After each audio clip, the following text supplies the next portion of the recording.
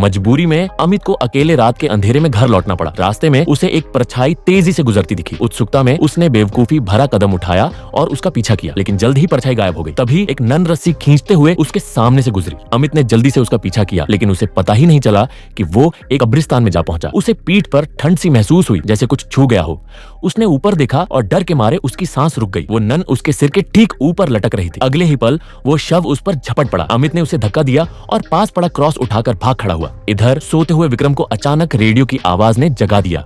उन्होंने देखा कि ऐश्वर्या गहरी नींद में थी। तभी एक परछाई तेजी से गुजरी। विक्रम ने फौरन उसका पीछा किया, लेकिन वो परछाई कहीं गायब हो गई। उन्होंने पीछे मुड़कर देखा तो वो परछाई अचानक नीचे दिखाई दी। विक्रम ने बिना सोचे उसका पीछा किया और आखिरकार कब्रिस्तान में पहुंच गए। वहां उन्हें एक परिचित चेहरा दिखा। कई साल पहले उन्हें एक लड़के की अजीब बीमारी को ठीक करने का काम सौंपा गया था, जो भविष्य के सपने देखता था। जांच के बाद विक्रम को यकीन हो गया कि लड़के पर कोई बुरी आत्मा सवार थी। चर्च के आदेश पर उन्होंने उसका एग्जॉर्सिज्म किया, लेकिन इस दौरान लड़का बुरी तरह घायल हो गया और कुछ दिन बाद उसकी मौत हो गई। इस बात का विक्रम को बहुत अफसोस था, लेकिन वो लड़का यहाँ क्यों था? इससे पहले कि विक्रम कुछ समझ पाते, लड़के के मुंह से एक जहरीला सांप निकला और तेजी से उनकी ओर बढ़ा। विक्रम ठोकर खाकर एक कब्र में गिर पड़े। तभी कॉफिन अपने आप बंद हो गया और मिट्टी ने उसे पूरी तरह ढक दिया। कब्र पर उनका नाम तक लिखा था। विक्रम ने पूरी ताकत से घंटी बजानी शुरू की, उम्मीद में कि कोई उनकी मदद को आए। इसी बीच सोती हुई ऐश्वर्या आखिरकार जाग गई। उन्होंने देखा कि विक्रम बिस्तर पर नहीं थे। वो उन्हें ढूंढने लगी, बिना इस बात पर गौर किए कि उनके पीछे एक परछाई थी। उन्हें लगा कि विक्रम छोटे चैपल में होंगे, लेकिन जब वो वहां पहुंची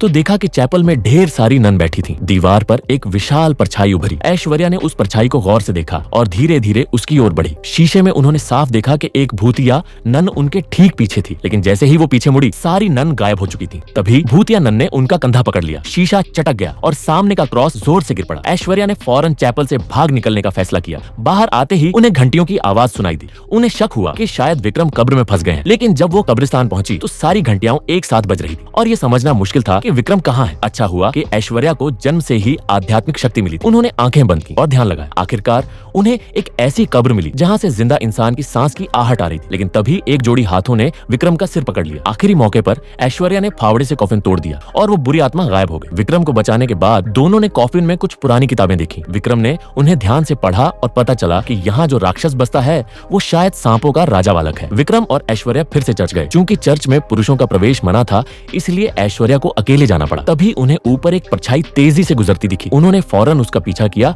और आंतरिक चैपल में पहुंच गई। वहाँ एक नन भगवान की मूर्ति के सामने प्रार्थना कर रही थी। ऐश्वर्या उससे कुछ पूछना चाहती थी, लेकिन तभी किसी ने उन्हें रोक लिया। वो कोई और नहीं बल्कि रिया थी, जो पहले ही आत्महत्या कर चुकी थी। रिया ने बताया कि इस चर्च का एक सख्त नियम है, यहाँ प्रार्थना कभी रुकनी नहीं चाहिए।